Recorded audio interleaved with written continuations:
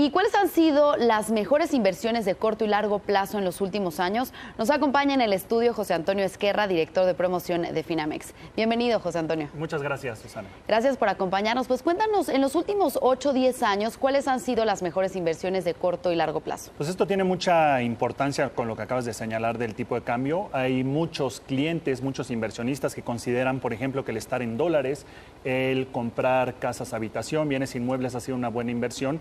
Y probablemente en el corto plazo se puede ver como una buena estrategia, pero en el largo plazo no necesariamente. Y me gustaría dividir un factor que es importante. Nosotros separamos siempre ahorro de inversión. ¿A qué le llamamos ahorro? Todo instrumento que te genera rendimientos por debajo de inflación. ¿A qué le llamamos inversión? A todo instrumento que te genera rendimientos por arriba de inflación.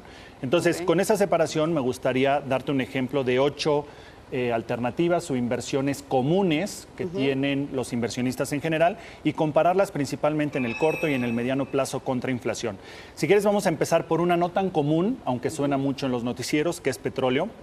Esta, si bien este año, cuando lo anualizamos, ha pagado un menos 24% ya anualizado, en los últimos 8 años ha tenido un menos 5%. Consideremos que la inflación ha sido el 3.9%. Entonces, haber estado invertido en algo que tenga que ver con petróleo ha sido sin duda una terrible inversión. Si consideramos otra alternativa que es oro, un instrumento que, como tú sabes, se usa mucho como instrumento de refugio. En el último año, 2017, ha sido una excelente inversión con un 17% de rendimiento de forma anualizada, pero si consideramos los últimos 8 años ha dado un rendimiento del 3.6%, es decir, por abajo de inflación. Si la inflación fue el 3.9, se quedó por debajo. Entonces, podríamos decir que es solamente un ahorro y no ha sido una buena inversión. Vamos a ver un pagaré bancario, inversión tradicional, en la que la mayoría de los inversionistas están. Esta probablemente ha sido una de las peores. En este año ha dado un 3%. Si consideramos los últimos 8, ha dado un 2% de rendimiento. Otra vez, muy por debajo de la inflación. Vamos a los CETES a 28 días, que en el último año han pagado el 7%. Si consideramos los últimos 8, han pagado el 4.1% contra una inflación del 3.9%. Es decir, si tú tienes CETES a 28 días, te quedas prácticamente en línea. Estás entre ahorrar e invertir, te quedas tablas. Y es una inversión relativamente común. Nos vamos a unas un poco más sofisticadas, el estar invertido en el Standard & Poor's. Si consideramos la apreciación de nuestra moneda en este año, el rendimiento ya en pesos del Standard & Poor's en 2017 ha sido del 10%. Si consideramos los últimos 8 años, ha sido el 6.6%. Es decir, un poquito menos del doble que la inflación. Aquí ya estamos hablando de inversiones verdaderas, interesantes. Si consideramos otro, el sexto, que es el IPC, la Bolsa Mexicana de Valores, ha dado en este año de forma anualizada un 18% de rendimiento, en los últimos 8 años el 7.9%, es decir, muy por encima de inflación. Obviamente, tanto en este como en Standard & Poor's hay que considerar las volatilidades obvias del instrumento, son instrumentos de largo plazo. Y dejamos 2 hasta el final, que son en los que muchos inversionistas buscan invertir, sobre todo en épocas de movimientos o de altas volatilidades. Uno, sacamos el índice de Sociedad Hipotecaria Federal, que es con el que se mide relativamente bien el crecimiento de un bien inmueble.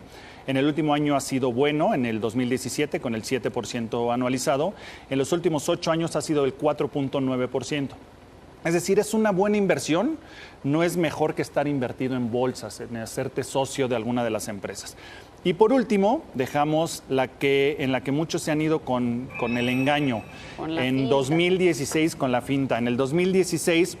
el estar invertido en dólares fue una súper inversión, obviamente. En 2017 ha sido una muy mala inversión, ha sido muy volátil, principalmente por los temas de Tratado de Libre Comercio, con el menos 21% anualizado en 2017. Pero lo interesante es que en los últimos 8 años el rendimiento ha sido del 4%, contra un 3.9% de inflación. Quiere decir que el comprar el billete verde como tal es prácticamente tener lo mismo que inflación, solamente estás cubriendo un evento importante.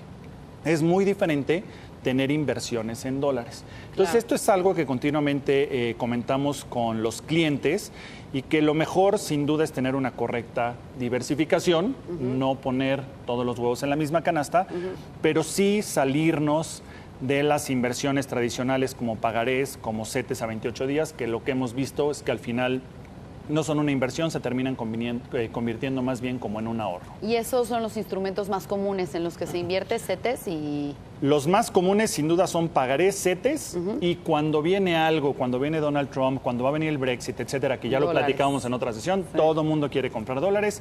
Lo que más buscan es tener dólares en su portafolio para protegerlo. No es una mala opción como una parte del portafolio para protegerlo ante un evento. Ya vimos que te va a dar inflación. Es muy bueno tener inversiones en dólares. Bien, entonces la clave, como dices, es diversificar y también si el dinero está por debajo de la inflación, hay que escoger instrumentos por encima de... Yo les digo a los clientes, no se engañen si ustedes abren el estado de cuenta y sus rendimientos están por abajo de inflación, ustedes nada más están ahorrando, no están invirtiendo, hay que buscar alternativas que nos ofrezcan inversiones por arriba de inflación. Bien, pues muchas gracias por este análisis y estos consejos, José Antonio Ezquerra, director de promoción de Finamex. Nos vemos pronto. Muchas gracias. Gracias.